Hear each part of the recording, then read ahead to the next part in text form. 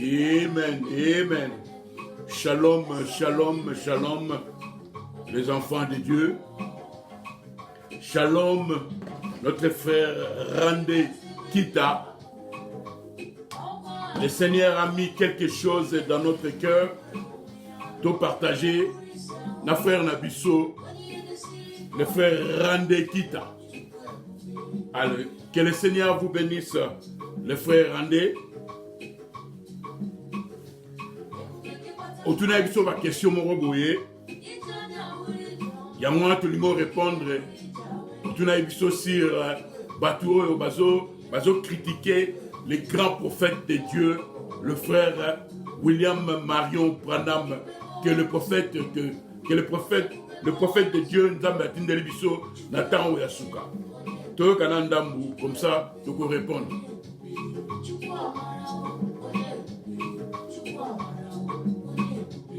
Eboubemo, eboubemo, eboubemo, eboubemo, eboubemo.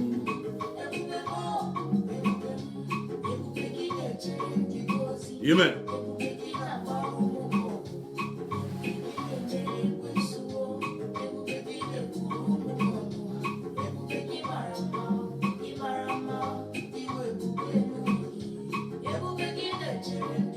Alléluia.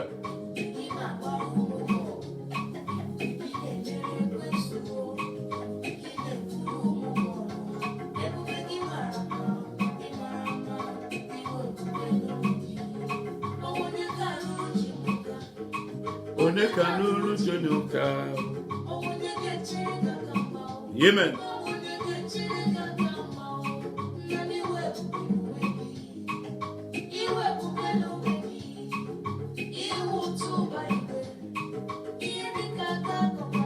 Amen. Oiliko dakikide, oiliko dakikide.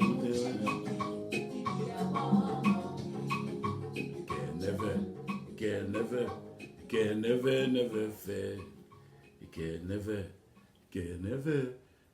fail. Never fail. Que le Seigneur vous bénisse, notre frère Randé Kita.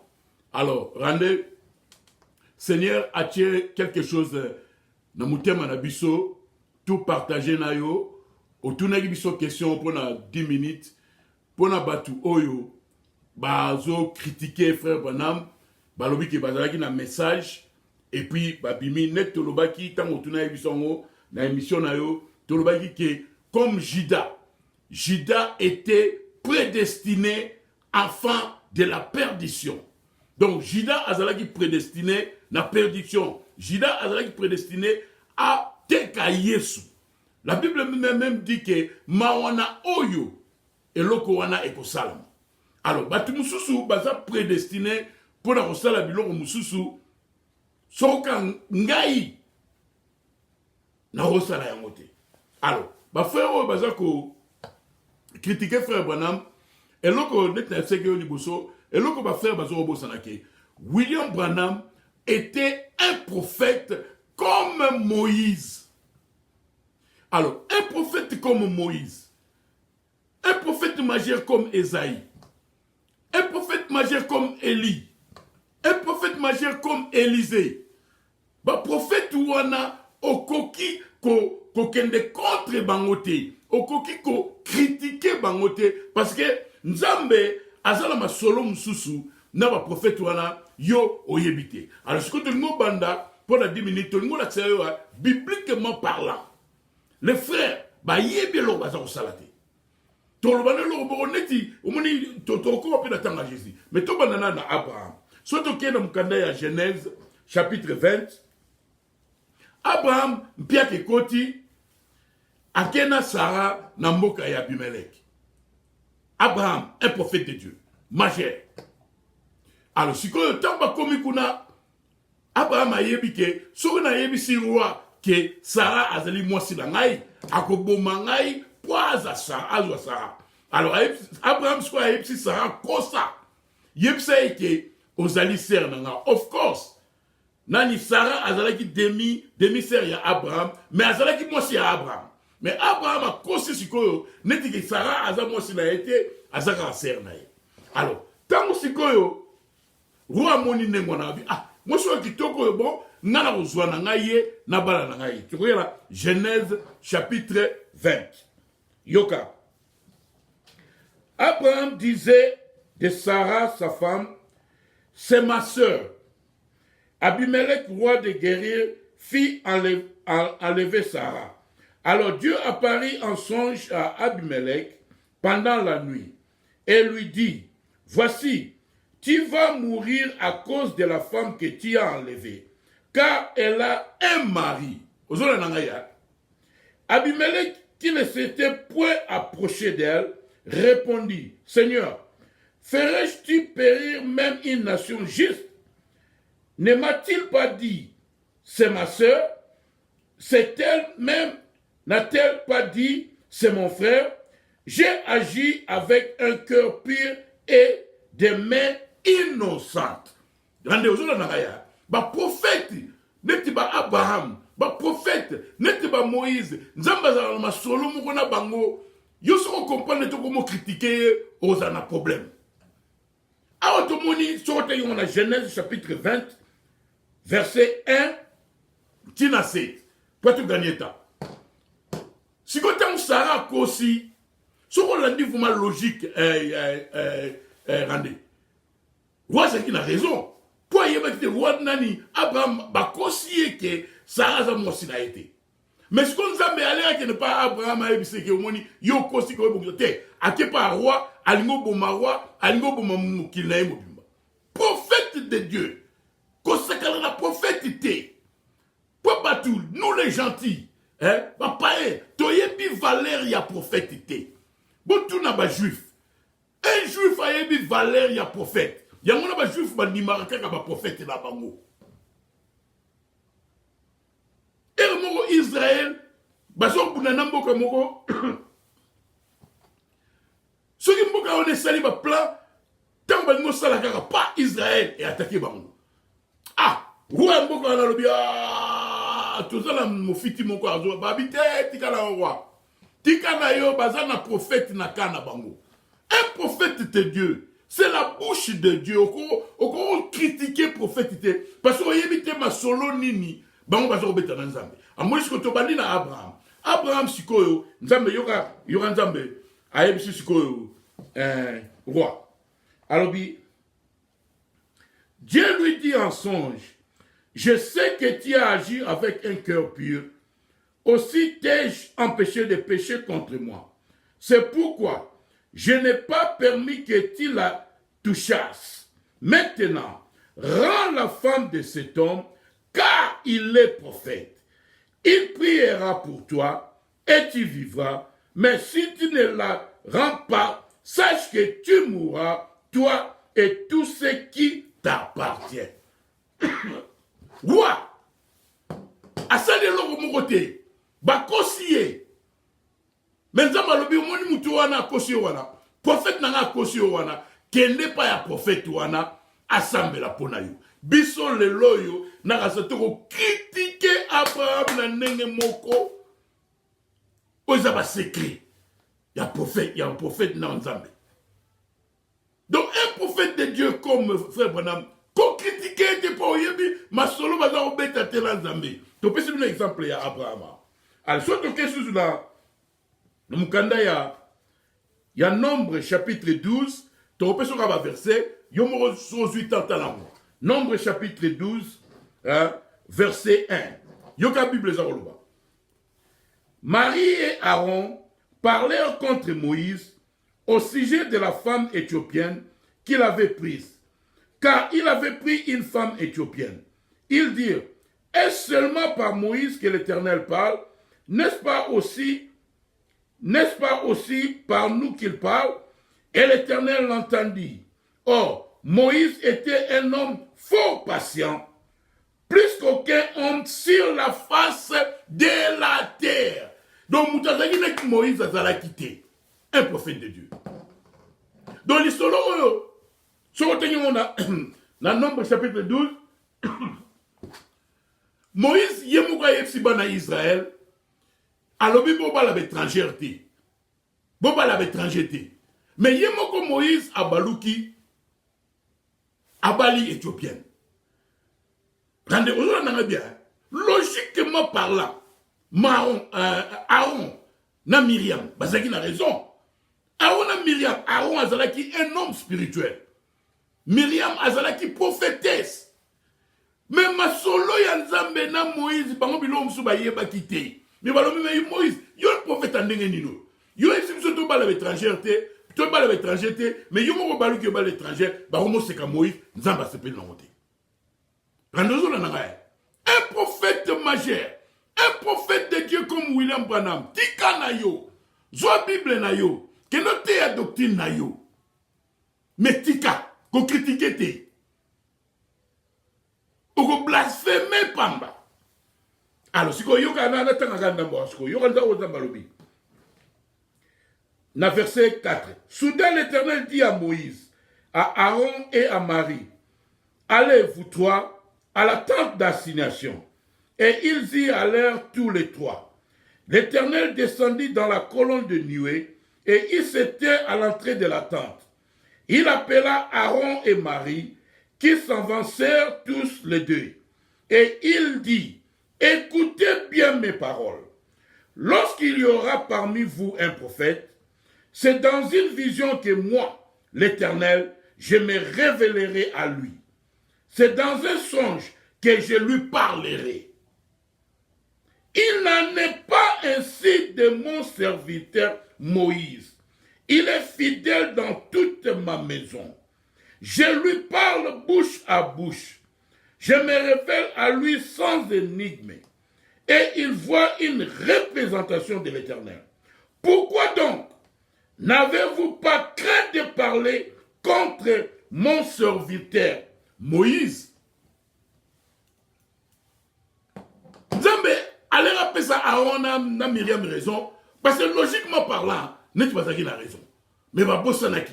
Nzambe alobi na kati na bino Nzambe sa jusqu'aux différences, il y a prophète Msuzu na Moïse.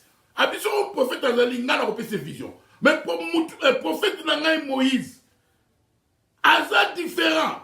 Bobangi Nzambe te pona Moïse na lobaka munoko na munoko. Un prophète majeur de Dieu. Tu ne critiques pas un prophète. Alors, et lorsque ma frère frère William Marion Branham, c'est un prophète comme Moïse. Frère Branham a nous ta place moko et le Saint-Esprit moutouma du moli malobi abi l'homme oazo kende na chair azali oin de l'esprit de Jésus, azali oin de l'esprit de Moïse, azali oin de l'esprit à Élie. Eza mawa mingi. Donc un prophète majeur, on ne le critique pas parce que azala solo mususu ye nanzambe. To lakibino à Abraham, to lakibino à Moïse, sikoto kene na Jésus-Christ. Jésus, son toke na Jean 18, au moment que rendez, ba juif bazala qui tellement sire. Alléluia. Donc, ma frère, tellement sûr que, tout ça là, tout, va prouver que frère Branham était un faux prophète. Ou on est atterré, il y a blasphème. Ou on a fait la prédestinée pour blasphémer. Parce que William Branham, c'est un prophète comme Moïse. Asama solo musu nanzambe, bisoto yebite. Prophète net Moïse, prophète net Abraham, prophète net Élie, sera lobby, yo kakaka. Pour ça, ma solom sous nanzambe. Tu pouvais venir par la parole. Alors, Nathan Jésus-Christ net lobagi na yo. Quand Jésus-Christ était sur la terre, un quart, il y a batuka baïba qui Jésus a dit. Même le Seigneur Jésus-Christ ne pouvait pas convaincre tout le monde. Les Juifs étaient tellement sûrs que Jésus avait un démon.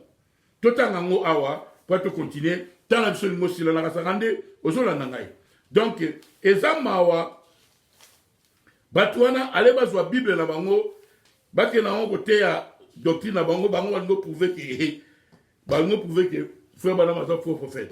Bazo bundisa nzambe. Na Jean 18 chapitre 18 verset 30. Yoka. Pilate sortit donc pour aller à eux et il dit, quelle accusation portez-vous contre cet homme? Yoka ba juif. Ils lui répondirent, si ce n'était pas un malfaiteur, nous ne te l'aurions pas livré. Donc les Juifs, dans Jean, chapitre 18, verset 30, qui tellement sûr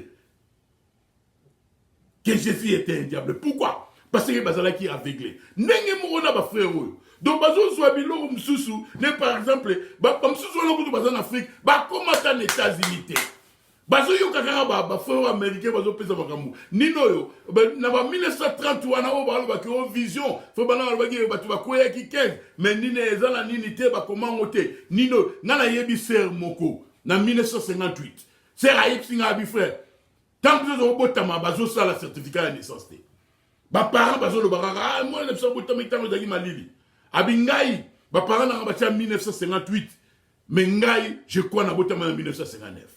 Ah, aux États-Unis, en 1959. Bon, ce qu'on a en 1933. Faut que nous ayons une vision. Tant que nous avons fait un retour à pont, nous avons fait un retour à faire un retour à faire faut pas être un Babylone, nous sommes comme Randé. Nous avons fait un retour pour blasphémer. Les Juifs étaient tellement sûrs que Jésus était un démon, que Jésus était un faux prophète. Parce que les Juifs, les Soumou, il y a descendance. Aussi, tata sali les Soumou, les Soumou, Okitati, dans la génération. Mais les Juifs, pourquoi? Tant si bon que Nino, Torobo Mamouta, Bibo, Maye, Pesa Bissoye, Tika était makila na ye. Ezala sir biso, n'a pas na biso, n'a pas na ya pas na biso. Pourquoi les Juifs ont fait ça? Rendez. Parce qu'ils étaient tellement sûrs que Jésus Azalaki est un faux prophète. Mais ils étaient dans l'erreur. Ils étaient aveuglés. Oui, mais pourquoi les Juifs font que ça? Parce que Nzambe Azalaki Makambu, donc Makambu est belé, mais n'a pas ça. Nzambe Azalaki, parce que Nathan est un Juif. Marina Joseph Bazalaki est fiancé. Alors, ce que Azalaki Zemi à Joseph était, Joseph fala bengana Marie. Mais tant que Nzambe a confondre bango, ange aye pa ya Joseph na kunzu. Ange aye na kunzu, ba juif ba yebi karabia. So li fanto wana. So ki zemi wana zaki ya Joseph te, fala bengana Marie, fallait to bambe mabanga. Mais ba yebi te ke na kunzu, l'ange est venu à Joseph. Keko boya Marie te, oyo zemi wazala ngeuchi na molimo sa. Alors si ko ba yebi kakake, Neti Joseph a bengana qui marité, il faut ezala mwana naye, il faut ezala zemi naye. Car il savait que Messie et Gozala Nzambe ye mouya.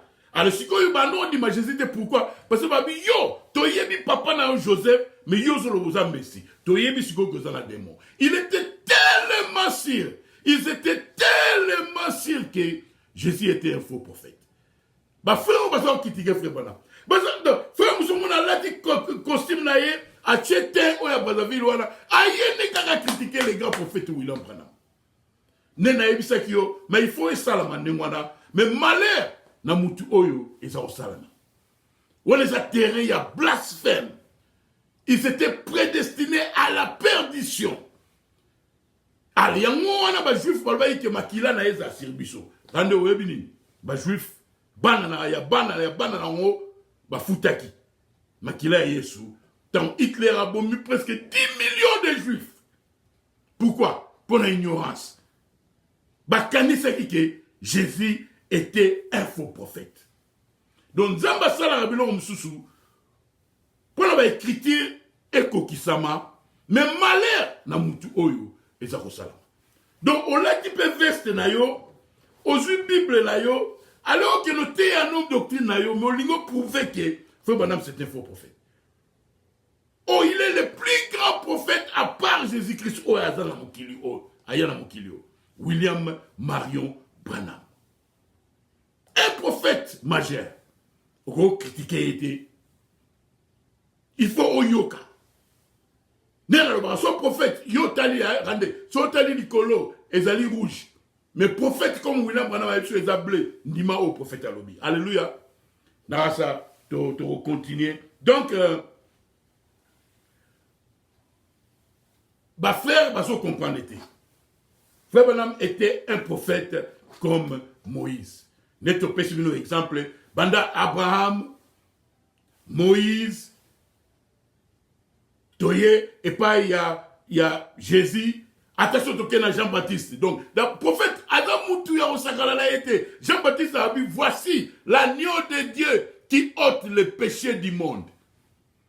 Mais tant à côté prison, pour que non, tout n'a pas là. Et c'est ça, vous m'ayez. Donc, là, tu as fait ma veste, vous critiquer Jean-Baptiste. Que le Seigneur vous bénisse. Nous allons continuer à rendre.